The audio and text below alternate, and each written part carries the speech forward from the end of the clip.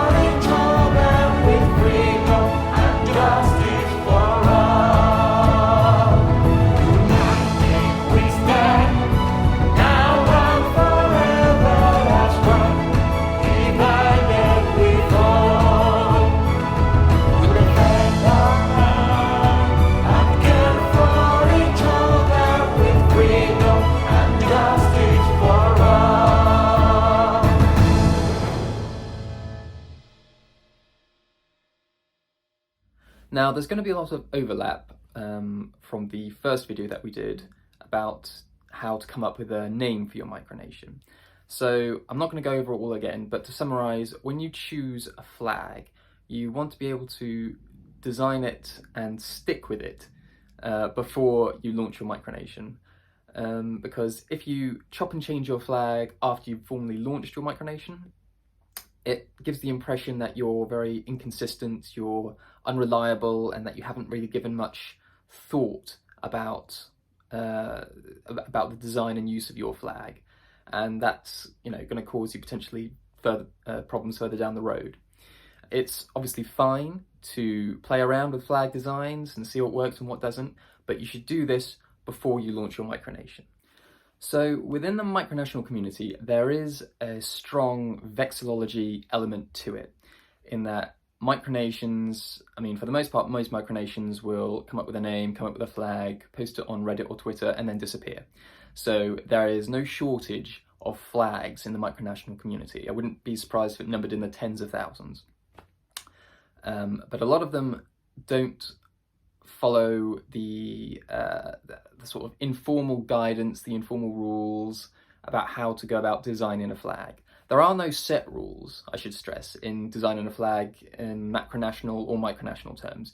You can design the flag to look, however you want it to look.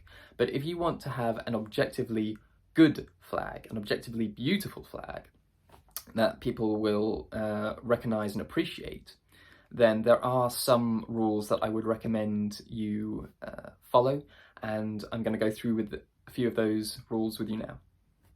So the first thing that I would recommend doing is keeping the flag simple. A lot of micronations think that the more overly complicated the design, the more complicated the color scheme, the better the flag, and it's just not the case. Simple is better. So I think I always remember reading that the golden rule on this front is, if you can get a child to look at your flag and then draw it from memory, and they make a half decent job of it, then you're on the right tracks. If your flag is so complicated that a child is unable to replicate it in any shape or form, then it's probably telling you that the flag is too complicated. And following on from that, you might want to think about how your flag might look, or how it might be applied if it was used on a button badge or a passport cover or a mug. Would it work? Would the design be attractive? It's just a small aspect of it, and if you do keep your flag quite simple and straightforward, then it shouldn't be a problem anyway, but it's just something extra to think about, because the last thing you want to do is design a flag, you're happy with the flag, and then you realize that you can't really successfully apply it on various for lack of a better term, merchandise that you might sell or give away to your supporters later on. The second thing you want to think about is symbolism.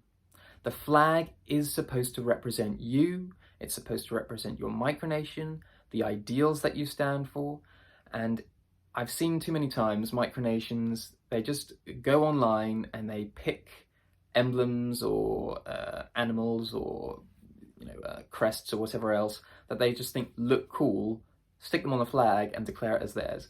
The most common one I find is probably the Germanic eagle or some sort of imperial eagle. It's a safe bet that if a micronation declares themselves to be an empire of some sort, then they are using an eagle of some sort. Another popular one is the Nordic cross. It's an objectively quite attractive flag, but if you're not Nordic, does it really does it represent you in any shape or form? Is there some history or lineage there that you're trying to associate with?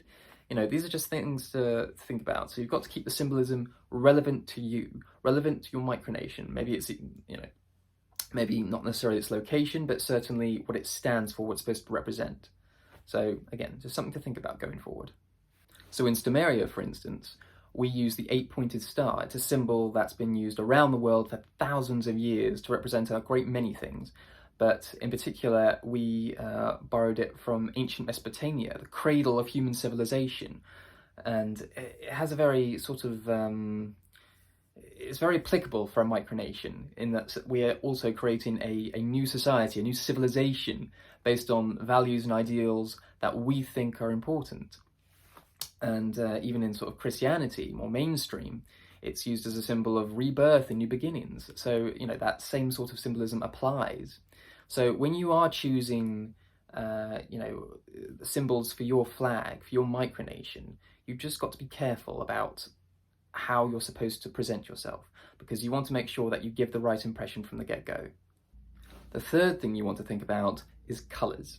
Now, typically, leading on from the first point, which is to keep it simple, you want to keep it to 2 or 3 colours as a maximum. There are exceptions to the rule, and they are also objectively beautiful flags. But by and large, it's a safe bet to keep it to 2 or 3 colours.